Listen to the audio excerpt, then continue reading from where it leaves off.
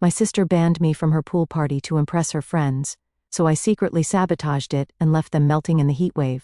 I'm a 30-year-old male and have always been the responsible one in my family. I've been working as a construction foreman for almost a decade now. It's good money, but my back is freaking shot from years of heavy lifting. I started as a basic laborer at 22, worked my way up through sheer grit, and showed up every damn day, even when I was sick or hurting. My boss noticed and promoted me 3 years in. Now I manage a crew, and we handle mostly commercial projects, strip malls, office renovations, that kind of thing. My parents, Carol and Steve, a 58-year-old female and a 60-year-old male, have always been terrible with cash, like, monumentally bad. They weren't always like this though. Back when I was a kid, Dad had a decent job at the paper mill, and Mom worked part-time at a dentist's office. We weren't rich, but we had enough. Then the mill shut down when I was in high school, and everything went downhill. Dad bounced between jobs, never finding anything stable. Mom started working full-time, but they'd already gotten used to a certain lifestyle they couldn't afford anymore. Credit cards became their solution to everything. New TV, credit card. Vacation they couldn't afford? Credit card. Car repairs? You guessed it. By the time I graduated high school, they were drowning in debt, but kept pretending everything was fine. I couldn't afford college with their finances in shambles, so I went straight into construction while living at home to help with bills. My younger sister, Carmen, a 27-year-old female, has been even worse. She calls herself an aspiring content creator, but really, she's just another basic chick posting filtered selfies and unboxing videos to her sad 1,200 followers. She dropped $900 on a ring light setup last year, and acts like she's going to be the next Kylie Jenner or some shit. Never mind that she studied communications at the state college for 5 years, took her an extra year to graduate because she kept changing her focus, and has a degree gathering dust somewhere. After college, she worked at a marketing firm for all of 8 months before quitting because her boss didn't respect her vision. Since then, it's been a string of part-time retail jobs she quits the moment they expect her to, actually work. Between jobs, she lives rent-free at our parents' place, eating their food and running up their utilities while building her brand. Carmen tried starting some BS online clothing boutique that tanked after burning through like $15,000 of my parents' retirement money.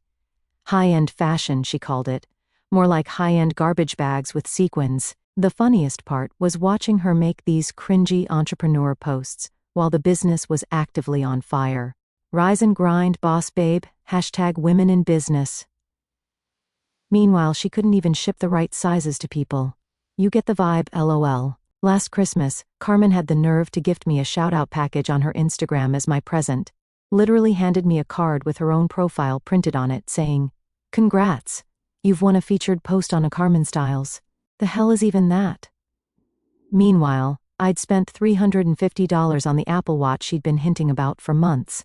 I even tried helping with her little business, built shelves, set up spreadsheets, offered to handle shipping with my logistics experience. She brushed it off, said my corporate mindset killed her creativity. 2 months later, she was buried in complaints about wrong orders and late deliveries. When customers started posting negative reviews, she called me crying about internet bullies and expected me to call each one and make it right because I'm good with difficult people. I refused, and she didn't speak to me for a month, the most peaceful month of my life, honestly. My parents? They eat that crap up.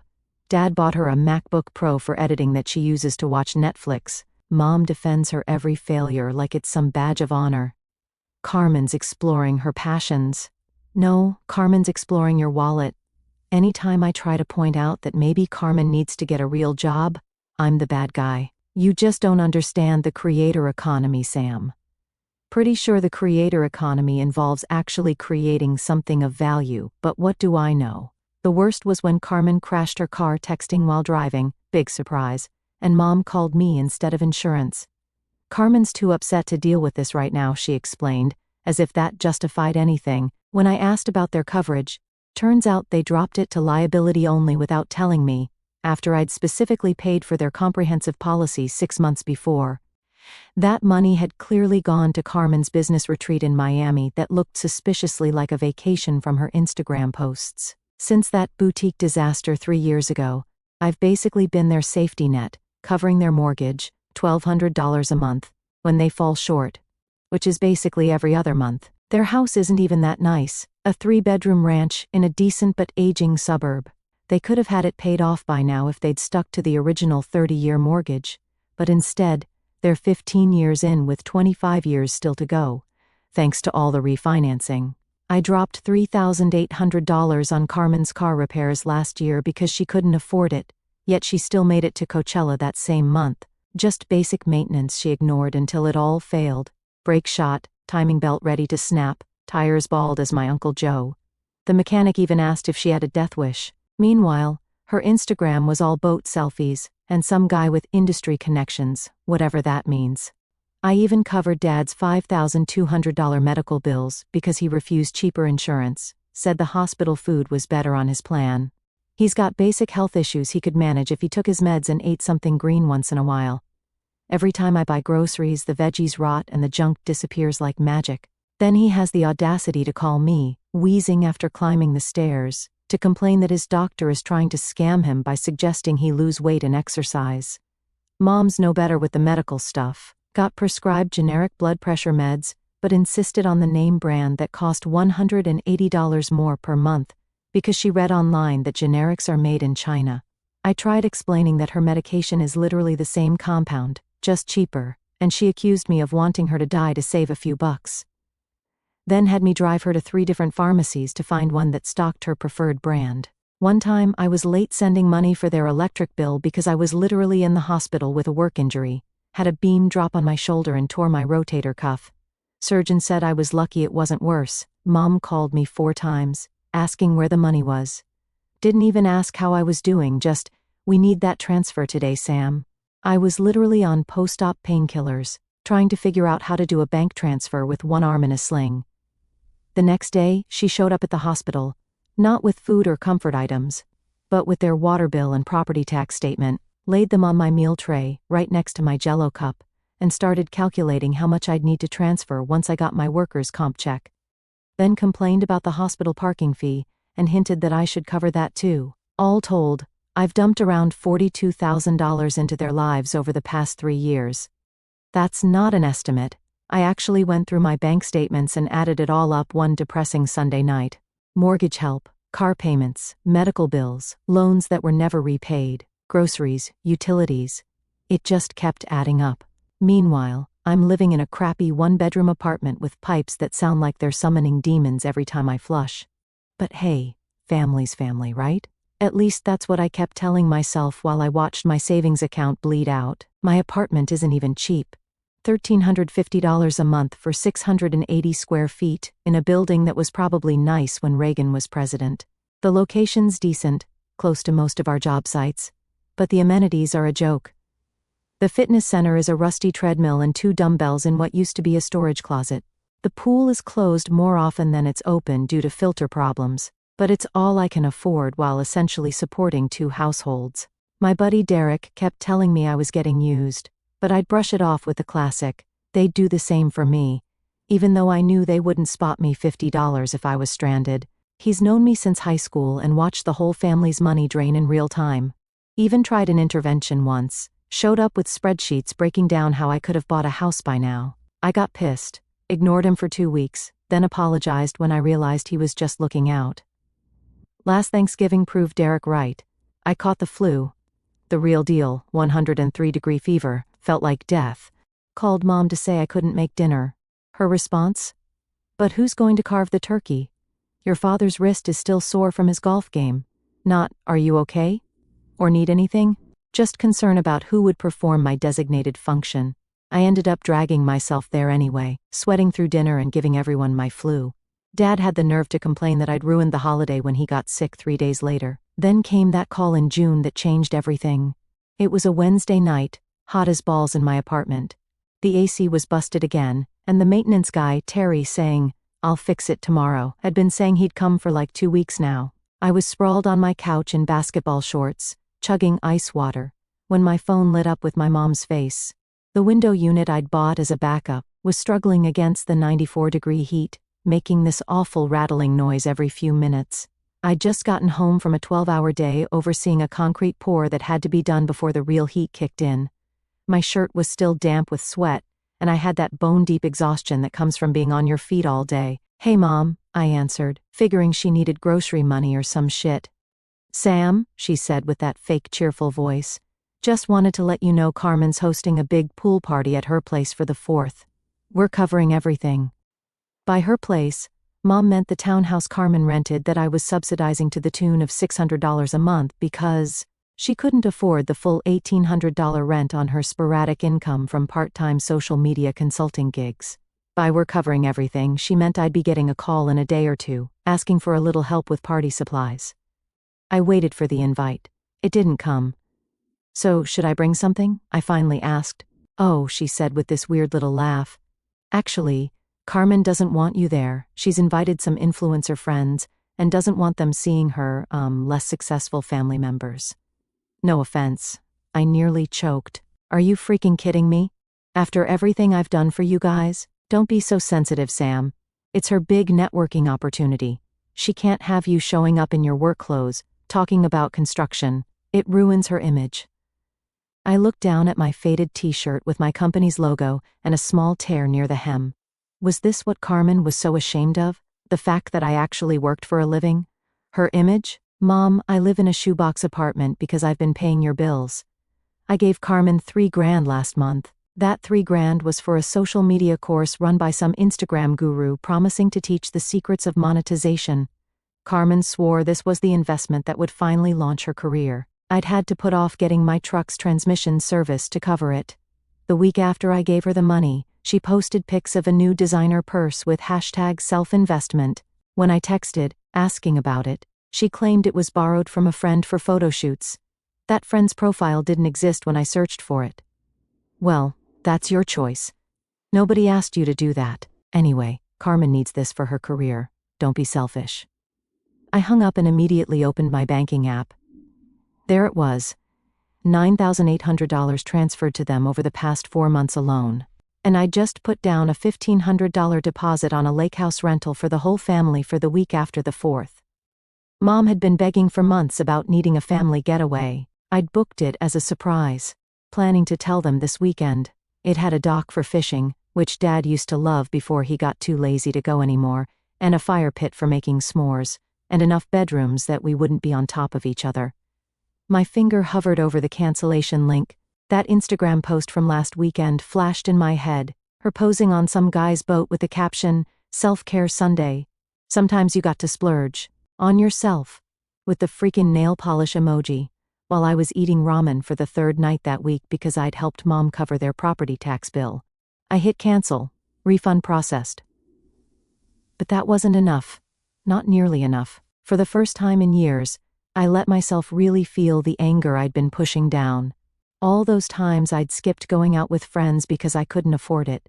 The vacation days I'd sold back to my company for extra cash that went straight to their bills.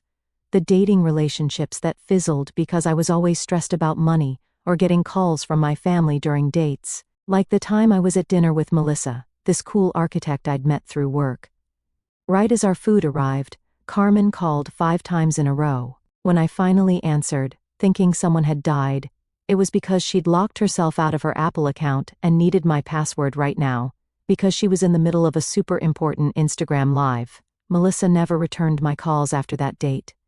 The next morning I called my cousin Toby, who works at the electric company.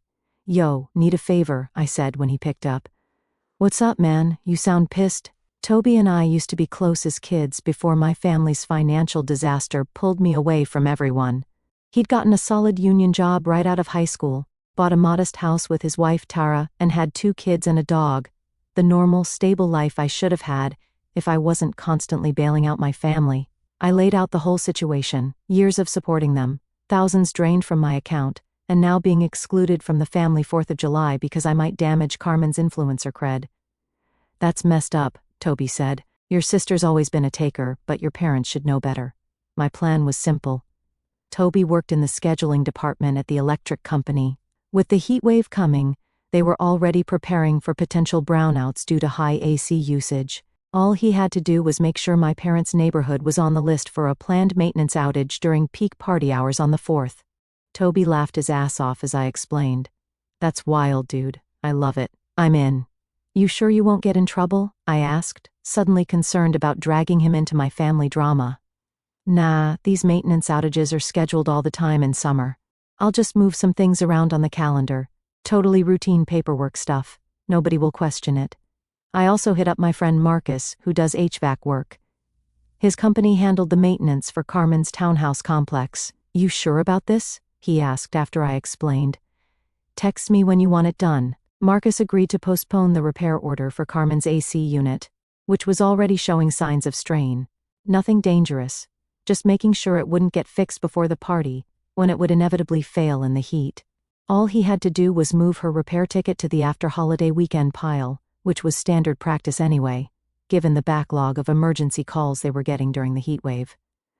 Over the next few days, I kept everything normal. Dad called, asking for $200 for party supplies, and I sent it without comment. Mom texted about borrowing my coolers for the party, and I dropped them off with a smile. Carmen didn't contact me at all, except to ask if I could boost her posts about the party. The freaking nerve.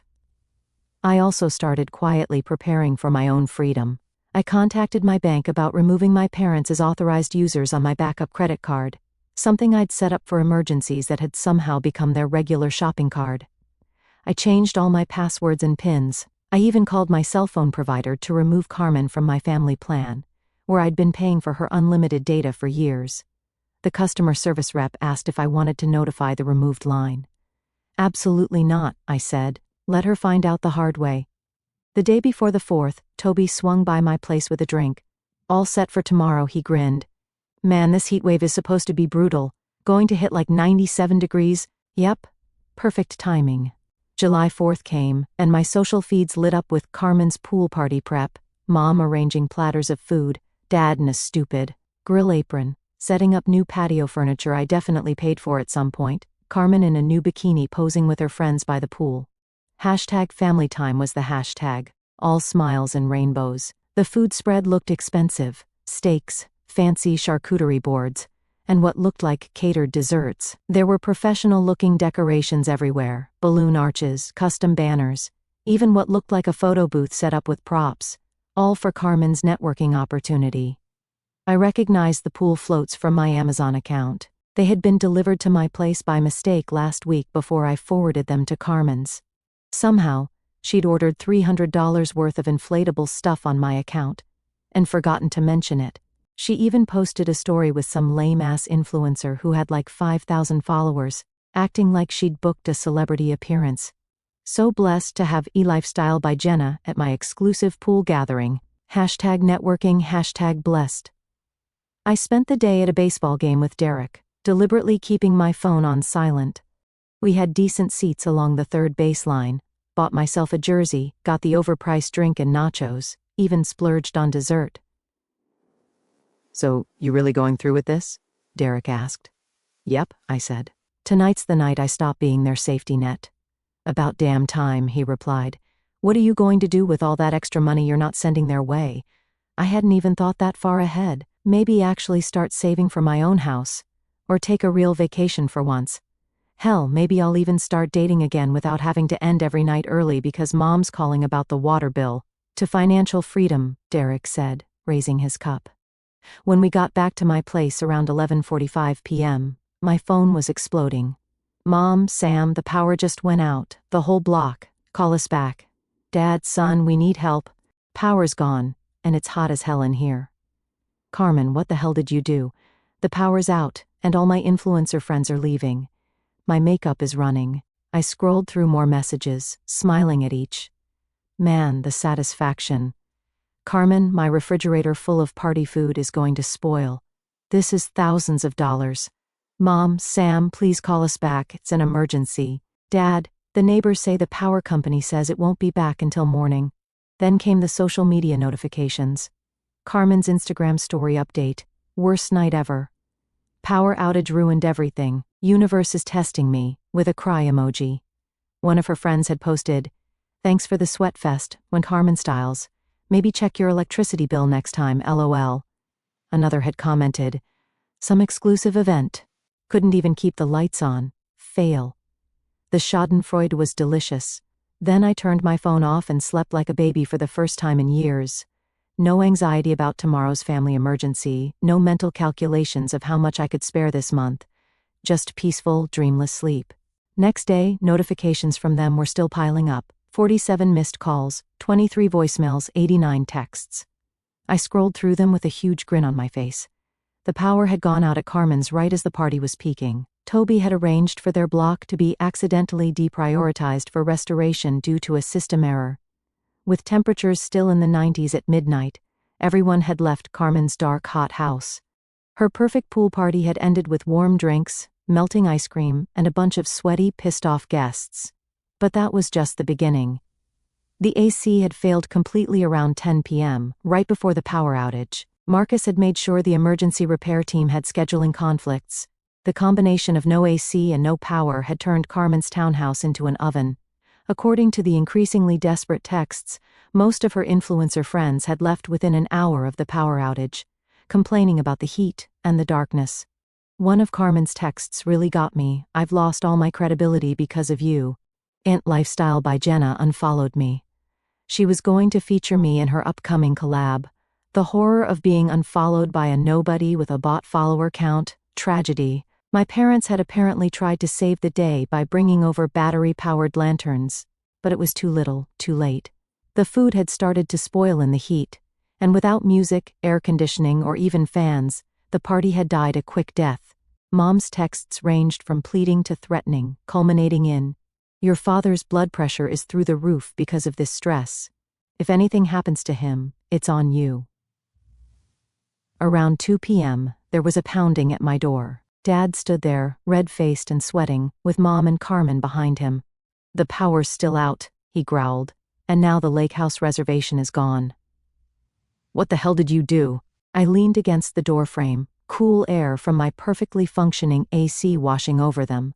They looked rough. Clearly none of them had slept well in the heat. Carmen's hair was frizzy, making her look like a pissed-off zombie. Mom's makeup was smeared, and Dad's shirt had sweat stains all over it. "Guess I'm not family enough for your party, but I'm family enough to fix your problems, huh?" "This isn't funny, Sam," Dad shouted. "It's 95 degrees in that house. Fix it now." "You know what's not funny?" I stepped forward. "Being treated like dirt after I've carried all of you financially for years." Carmen pushed past Dad, her face twisted with anger. "You did this on purpose. You ruined everything. I had real influencers there. This could have been my big break. Oh, like that chick with 5,000 followers who sells knockoff handbags from her mom's basement? But sure, I'm the embarrassment," I laughed. "You're just jealous because I'm building something while you swing hammers all day like a caveman," she screamed. "Building what, Carmen? Debt, delusion? You've never earned an honest dollar in your life." I pulled out my phone, opened my banking app. "Want to see something interesting? Here's what I've sent you in the past year alone." I scrolled through the transfers. $600, $850, $1,200, on and on and on. "That's $16,400, Carmen. Just to you. Not counting what I've given Mom and Dad. Where's that building something money coming from?" "Oh right, my caveman job," Mom jumped in. "Sam, that's enough. How dare you speak to your sister that way after all we've done for you?" That was it. Something in me snapped. "All you've done for me? Are you freaking kidding me? I've given you $42,000 in 3 years. I live in a hole of an apartment while Carmen posts about a luxury lifestyle from a house I basically pay for." Carmen rolled her eyes. "Whatever. Can I use your shower? I have a sponsored post due today, and I look like crap." I stared at her, not believing the nerve. She got quiet while my parents were just looking at me like I was the problem here. I was done with this BS. "Get out," I said. "All of you, get the hell out of my building." "The hell you mean, get out?" Mom started. "Get out," I yelled, loud enough that my neighbor's door cracked open. "I'm done being your freaking wallet. Figure it out yourselves." "You're going to regret this," Carmen hissed as Dad pulled her away. "You're dead to me." Then I slammed the door, cutting off their yells. The next morning, the first thing I did was call my bank. Froze the joint account I shared with my parents that they sometimes borrowed from. Changed all my passwords. Removed my card from Carmen's Apple account, where she'd been charging her business expenses. I went through my automatic payments list, canceling recurring transfers to my parents' utility companies, Carmen's cell phone bill, the extra insurance I was paying on Dad's car. Each cancellation felt like cutting a chain that had been weighing me down. The total monthly savings? $1,876.45, almost $2,000 every single month that I'd been hemorrhaging to support their lifestyle. Then I called the utility companies for both my parents' house and Carmen's place. Turns out, I'd been secretly added back as the guarantor on both accounts last month, probably because their credit was trash. My phone was blowing up again the whole time. Carmen, my Netflix isn't working. Fix it now. Mom, Sam, why can't I access the emergency fund account? Dad, son, this has gone too far. Cut it off now. I didn't answer any of them. But you know what I did instead? I booked a flight to Bali, 3 weeks, leaving Friday. Something I'd always wanted to do but could never afford because I was too busy bailing them out. The travel agent, yes, I used a real person, wanted to make sure everything was perfect, helped me find a great deal on a beachfront bungalow. First big vacation? She asked as I was putting down the deposit. First vacation where I'm only paying for myself, I replied. The total came to $4,300, including flights, accommodations, and some excursions. Less than I typically spent on my family in a month. By afternoon, the family group chat was on fire. Mom, I can't believe you do this to your own family. Dad, after everything we've sacrificed for you. Carmen, hope you enjoy being alone forever, asshole. Then my cousin Toby called. Dude, your family is telling everyone you abandoned them without warning. Your aunt just called me, asking if you had a mental breakdown. Toby told me they were telling everyone I flipped out for no reason, cut them off, and was being cruel. Carmen was posting tearful crap about toxic family members, and how money changes people, dropping hashtags like #healingjourney, while her followers flooded the comments with hearts and stay strong replies. I laughed and told him to send the posts. She was in full victim mode, claiming cutting off family was hard, blaming jealousy of her success. I told Toby they were painting me as the villain, classic move. The best part? Carmen was posting this from her healing retreat at the local Marriott, room service receipts clearly visible in her Instagram stories. Somehow she'd gone from broke to booking hotel stays overnight. Toby confirmed my parents had moved in with Carmen temporarily until their power was restored, playing the victim card with relatives to score sympathy cash. My aunt had apparently sent them $500 after hearing their sob story. I said nothing. Let them spin whatever makes them sleep at night. I'm out of the game. I spent the rest of the week ignoring their calls and prepping for my trip. Bought new clothes, a decent camera, some hiking gear. Things I'd always wanted but never justified because that money always ended up solving someone else's crisis. Then, on Wednesday, my neighbor spotted me in the parking lot. Hey man, your family was here again earlier, banging on your door for like 20 minutes. Is everything all right? They looked so pissed.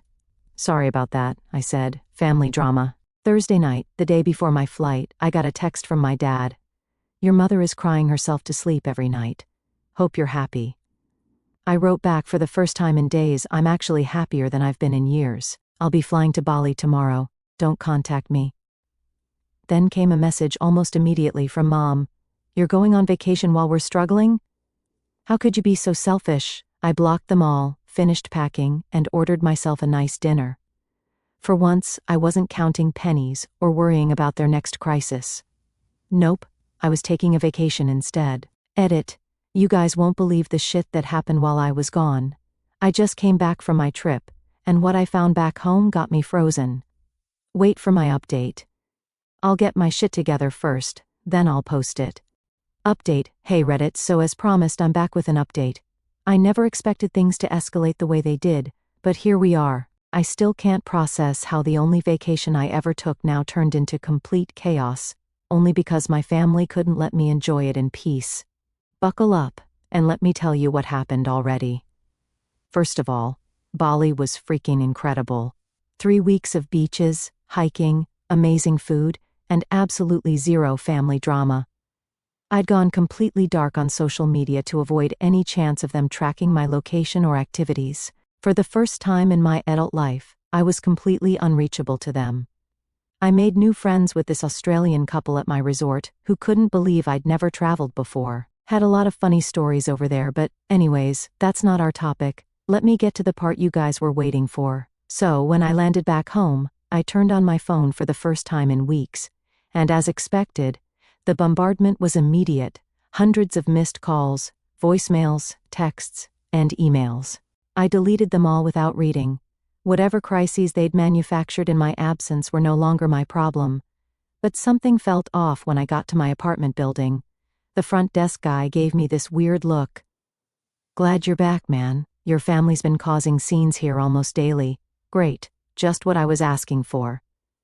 Then, the moment I opened my door, dude, I knew something was seriously wrong. Someone broke into my apartment. Yeah, let's act like we don't know who. Drawers pulled out, closet emptied, furniture moved. Then I realized they freaking had a key. How did I miss that? I remembered my mom had guilted me into giving her a spare for emergencies years ago. I'd completely forgotten about it in my rush to get away. First thing I noticed, my laptop was gone, and not just gone, they'd taken it and returned it. I could tell because all my files had been accessed recently. Next, my filing cabinet was a mess. Important documents strewn everywhere, my social security card missing, birth certificate gone. But that wasn't even the worst part. I checked my desk where I kept my emergency cash, $2,500 I kept in a locked fireproof box for a genuine crisis. The box was still there but empty. The key had been in my sock drawer, which was completely upended. I pulled out my phone immediately and checked my credit report. 4 new credit cards had been opened in my name while I was away. 4. 2 maxed out already. A loan application pending with my information. They'd stolen my freaking identity while I was gone for almost 1 month. That's all it took them. I called the police immediately, filed a report for theft and identity fraud. Next, I called my bank. Thank God I'd had the foresight to set up 2-factor authentication before leaving. They'd tried to access my accounts multiple times, but couldn't get past the security checks sending codes to my international phone number. The bank flagged the attempts as suspicious and locked everything down tighter. I spent the next 3 days in absolute hell, calling credit bureaus, filing fraud alerts, disputing charges, and documenting everything. The Identity Theft Protection Service I signed up for confirmed my suspicions. The applications all came from my parents' IP address and were filled out using Carmen's laptop. They hadn't even tried to hide it. Why? Because they never expected me to actually take it this far. I called my cousin Toby and filled him in on everything. Toby was quiet for a minute. "They've been telling everyone you abandoned them without warning. Your mom's been playing the victim card hard, posting on Facebook about how they're struggling to make ends meet with medical bills. Let me guess, they haven't mentioned stealing my identity or robbing my apartment?" Shockingly, no, Toby laughed. "But here's something you should know. Carmen's been bragging to my wife's cousin about getting back at you. Said something about teaching you a lesson about family loyalty. She's not exactly keeping it secret in certain circles." Perfect. I spent the next week securing everything, changed the locks, set up cameras inside my apartment, gathered all the evidence of the fraud and theft. Then I got a text from my dad. "We need to talk. Family dinner tomorrow night. Be there or I'm calling your boss about your extended vacation." So they were moving to workplace threats now? Nice. I didn't respond, but I did call my boss first. He's a solid guy. "Just wanted to give you a heads up that my estranged family might try to cause problems." He laughed. "Let them try. Your work speaks for itself. But thanks for the warning." Instead of going to their family dinner, I went to the police station with my completed evidence file. The detective assigned to my case started flipping through my meticulous documentation. "This is open and shut. We'll be making arrests within 48 hours. True to her word, my parents and Carmen were picked up the next day. You know the best thing about living in a small town? Nothing stays hidden. So Carmen's precious social media imploded as followers, mostly college acquaintances who heard everything through Instagram gossip, realized her luxury lifestyle was built on theft and fraud. My parents' friends started distancing themselves as the details came out. Now, look, I won't bore you with the whole legal process, but in the end, I can tell you their defense was pathetic.